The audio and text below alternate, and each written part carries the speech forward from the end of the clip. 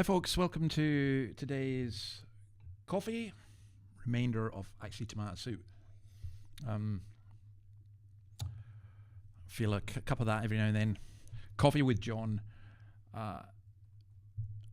Sometimes Christianity isn't really that difficult. Or maybe I put it another way, it isn't really that complicated.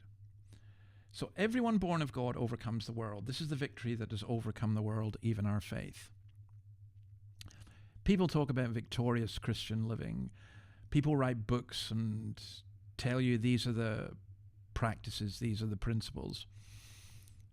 But this is how you get victory.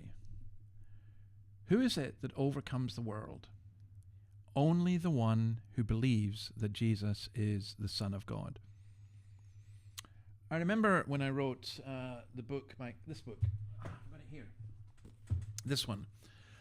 It was meant as a response to Christopher Hitchens, but it came out of a debate in the University of Stirling where some of you will be fed up hearing the story because I've told it many times, but a young man who had a big impression on me saying, "You've destroyed my atheism, now what do you believe?" And of course I didn't believe that I destroyed his atheism, but he really was being serious. And he asked why I believed, and I started giving him all the proofs, and I said, no, actually, look, forget all the theistic proofs and everything else. The bottom line is, I believe because of Jesus Christ.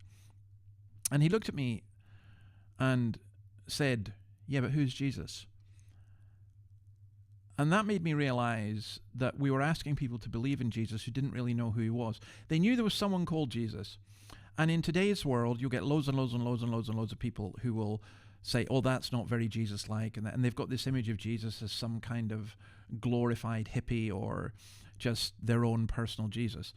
But they don't really know who Jesus is. And that's how I ended up writing all this about Jesus' death, his resurrection, his coming again, his person, the fact that and this in particular, he's a human being who is also the Son of God. He is God.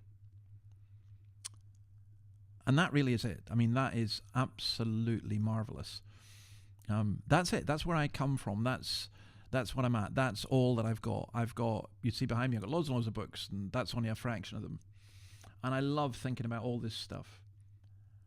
But if I don't have Jesus, I ain't got anything. I really don't have anything. On Sunday night, we were looking at something really pretty difficult, and it was hard going for some people. It's basically the book of Ecclesiastes. Go and have a look at it on YouTube if you want. But if you ain't got Christ, you ain't got any answers to those questions.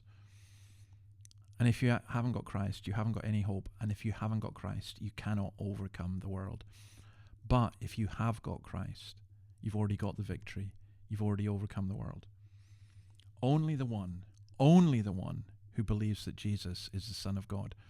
Maybe one other thing to say. I've been watching parts of the ARC conference in London, and I find it fascinating that they say so much that is really good, and I wish I was there, and I love so much of it.